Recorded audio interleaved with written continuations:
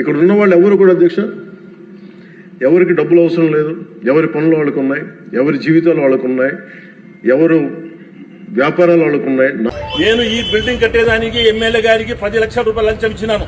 ఎవరు వ్యాపారాలు వాళ్ళకు ఉన్నాయి. ఇది వ్యాపారం. అది ప్రమాణ సాక్షిగా ఖురాన్ మోసుకొని చెప్తాను.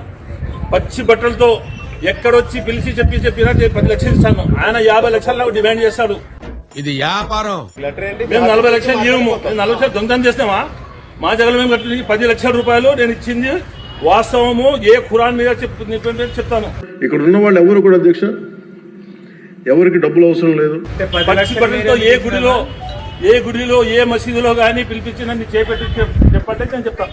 10 లక్షలు మళ్ళా 40 లక్షలు డిమాండ్ చేస్తాడు ఆయన. రే గోక్కుని తినేటోడి దగ్గర గీక్కొని తినేడు వ్యాపారమారా సైతాన్. నా దందా అంతా 10 లక్షలు ఎందుకు ఇచ్చినారు అంటున్నా? ఇల్లీగల్ కన్స్ట్రక్షన్ ఇది ఇల్లీగల్ కాదు. ఆయన ఇయ్యాలన్నాడు.